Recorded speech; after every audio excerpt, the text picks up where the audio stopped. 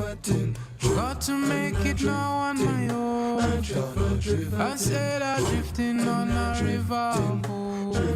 Welcome back to the Now Morning Show. Now, May is Mental Health Month, and Sule Joseph and Associates will host a workshop on understanding self-harm. And so joining us this morning to talk more about it are two counseling psychologists, Sule Joseph and Tishanna Mitchell. Good morning. Morning. Good morning. How are you going? I feel like I'm back home. Tishanna, I'm going to start with you first. Just help us to understand exactly what is self-harm. Sure. So in its simplest form, self-harm is when a person harms themselves or hurt themselves on purpose. And usually they use it as a coping mechanism. Now, the most common that we know or we might be familiar with is cutting, but it varies. So it can be cutting, burning, hitting, picking up the skin, something simple as what you'll do if you're feeling anxious, but you do it intentionally, yeah? It's not to be confused, because most times people think, okay, if I'm self-harming, I may be suicidal. But it can be non-suicidal self-injury, and it's just a form where there's so much emotion that you can't manage, and you can't, you need some coping mechanism. And Sule, I'm coming to you because coming out of that, you're having a workshop, I believe, to address this sort of issue. Tell us about the workshop. So quickly, what brought the rise for the workshop was that we were recognizing out of the pandemic, there were a lot of youth, teenage youth, particularly, having trouble coping with the transition from the pandemic back to, I want to say, regular functioning. I don't know how else we say that. Yeah. That difficulty brought about increases in self-harm. Right? And so we decided that we wanted to have this workshop. So we'll be targeting both, and to address it, we have to target both the youth and the adults. So in the morning period of the workshop, we'll be working with teens, anybody from age of 8 to 18 we'll be working with. And in the afternoon period, we're working with parents, how we identify symptoms or signs of your child potentially self-harming and doing self-injurious behaviors and so on. So we want to catch, we really want to treat with the issue, yeah? And in so doing, we've gotten the Ministry of Education, the Minister of Education to partner with us on this particular issue, as well as the Ministry of Youth. Yeah, so we are hoping to have a good turnout. We're hoping that mental health comes to the forefront, that people recognize that this can be a very serious issue, and try to address it. And let's address it before it becomes life-threatening. Yeah.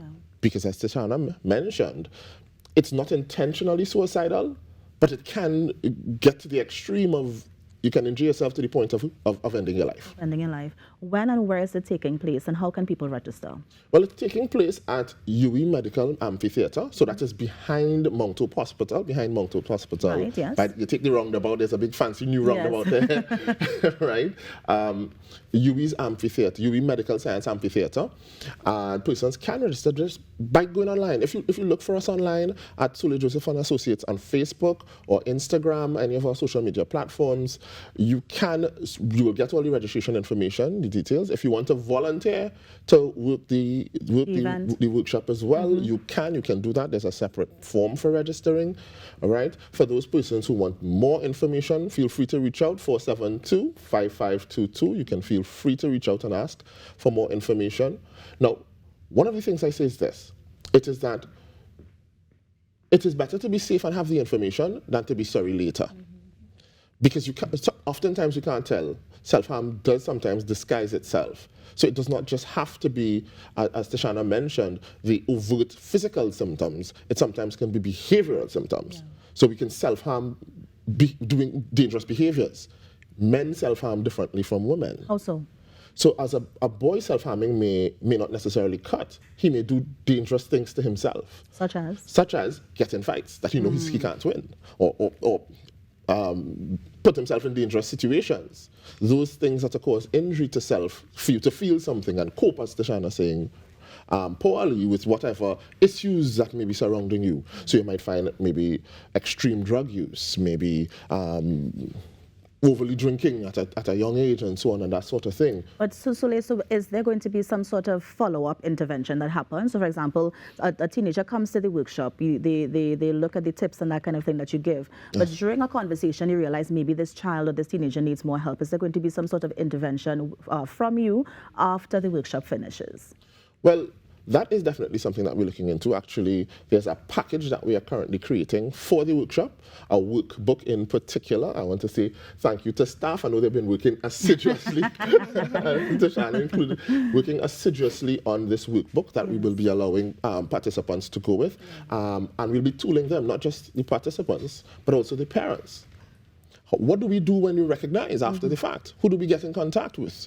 There are some free resources that you can utilize if that's an issue, right? And of course, it would be remiss of me if I don't say thanks to some of the sponsors who've come on board with us as well, to make it more affordable, because it's a cost to run this. It's not, we're not doing this for profit. We're actually trying to assist on an issue. Now, Sule, unfortunately, we're out of time. Just tell me again when it's taking place, where it's taking place, and how we can get to register.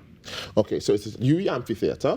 It's on 6th of May, right? We start registration on the day itself from 8 a.m. to 9, and then the youth segment starts from 9 to 12. Take an hour break, and then we start from 1 to 5 for the adults in the afternoon. UWI Amphitheatre, 6th of May, we're there all Saturday. And you said that they can find the information. Is it Sule Joseph and Associates? Yes. Facebook, Instagram? Yes. Where are you?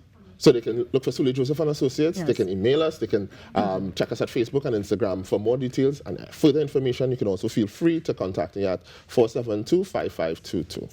Sule, Tishanna, thank you so much for coming in and sharing the information with us. And I really do hope you get the turnout that you can, so that you can help those children and young people who are self-harming. Thank you so much. Thank you for having us. That was, of course, Sule Joseph and Tishanna Mitchell, two counseling psychologists, just sharing about an upcoming self-harm workshop that's taking place on May 6th. You're on the Now Morning Show. We're going to take a break and be right back. Stay with us. Matter what it seems, still I'm holding on, waiting on my dreams. I